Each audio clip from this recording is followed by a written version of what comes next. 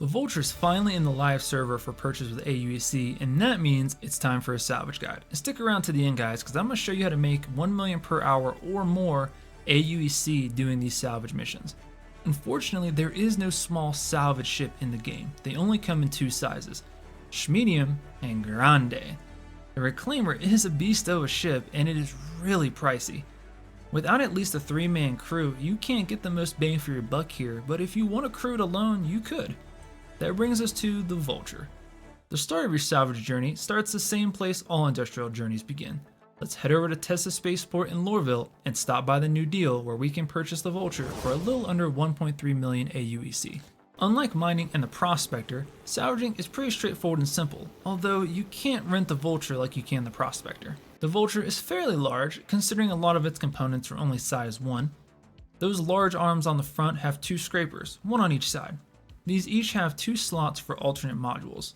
The ones that come stock are pretty good and do not need to be replaced, but if you wanted to put the Reclaimer modules on it, you could. These arms are also supposed to have a munching mechanic, where it basically eats ship parts, but that's not implemented into the game just yet. With its size, of course, this puppy comes with a bed to sleep after a long day of salvaging. The back is pretty interesting. It can hold a respectable 14 SEU of cargo, even over 20 if you're willing to fill the entire space and not just the cargo grid. In this corner beside the door is the printer. This thing will auto print boxes as they finish, although you will need to come back here and move them by hand off the conveyor belt. You know, immersion. These boxes are called Recycled Material Composite, or RMC for short. The printer is really useful, as it can also make utility items like multi-tools or tractor beams, which are really useful for salvaging. Surprisingly, the Vulture has a fairly large rear ramp and an additional side ladder and door, so if you do decide to pile up boxes everywhere, you can still get in and out pretty easily. Now that we have our Vulture, it's time to head out.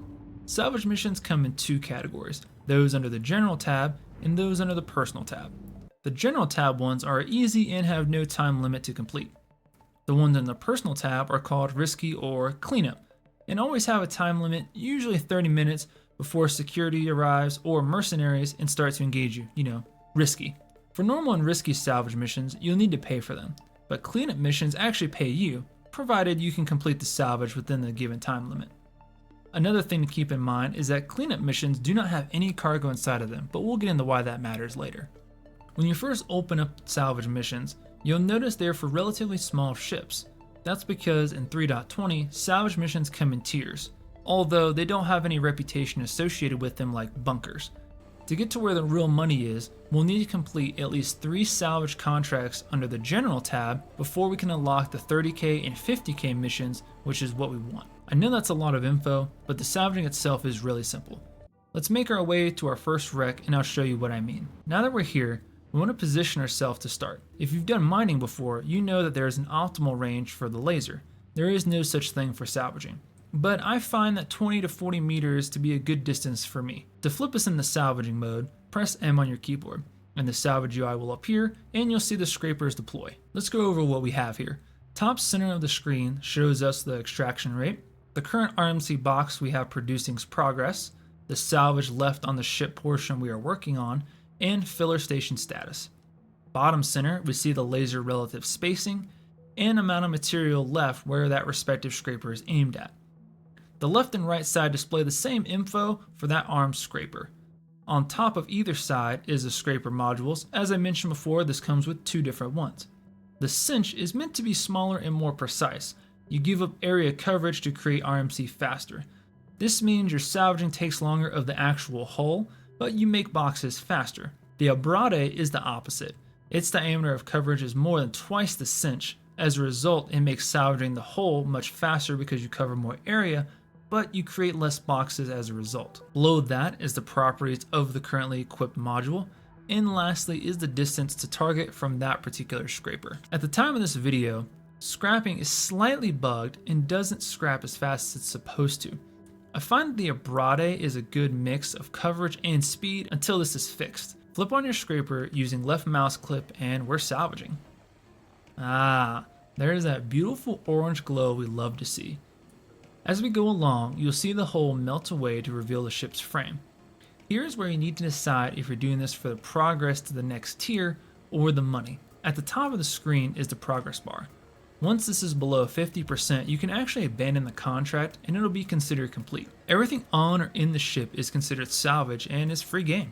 Ship components, weapons, cargo, all of it. If you're doing this for the money, you can leave and return as many times as needed to get all the salvage you want and sell it. You've probably noticed the scraper beams overlap each other at this point. You can adjust their spacing using left alt and scrolling on the mouse wheel. I like 0.25 meters as a good judge, but you can make them as far apart or as close as you'd like. Swapping modules can be done by using the right mouse click. If you don't want to constantly move your ship around, you can press G for gimbal mode, and this will move just the beams and not your ship.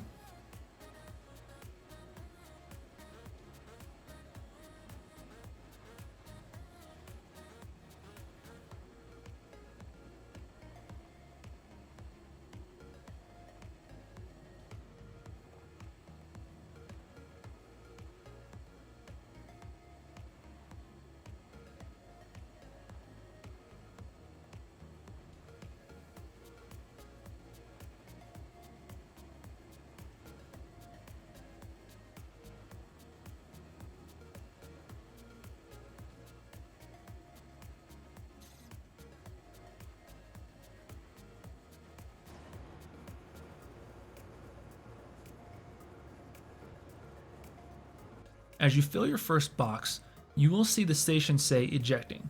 Turn off your lasers until this is finished. But don't go move that box just yet. Fill up the next box and it will say the station is obstructed. Head down and move the initial box and place it on the grid. Now step back and press the eject button manually.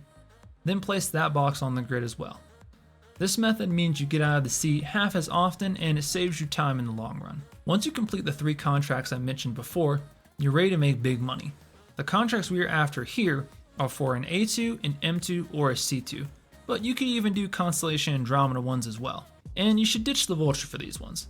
Bring the largest cargo ship you have. I know it sounds a bit counterintuitive, but just trust me here. Now, these contracts are really pricey, but it'll be worth your money, I promise. Once you're on site, zip over to the rear and open up the cargo hold. Full disclaimer here, the cargo is randomized, so it could be 190 SCU of copper, it may be a bunch of high dollar minables like quantanium or gold, or it could even be full of drugs. You can continue to take these and abandoning them bears no penalty. Normal commodities can be sold at your standard admin or commodity terminal located in any major city. Those goods of the illegal variety must be sold at one of these fine establishments. Be warned, these are not armistice zones and are frequented by pirates that will attack you on site if they don't ransom you first. If you're brave enough though, drugs are some of the most valuable cargo you can find in the universe. Stick to this guide and you'll be off to making millions in no time. Since recording, I've done some time in the PTU and I've got updates for you guys after diving into the 3.21 build. First off, scanning is fixed and the UI is there, huzzah! More on the salvage note, everything I said before still stands. Salvaging seems to be fixed and man, you can feel and see the difference when using the scraper beams. You can expect to burn through most ships in about 10 minutes or so. As for RMC, you will produce a box in around a minute's time, which is way faster than it is in 3.20. We're getting back to that 3.19 feel of salvaging.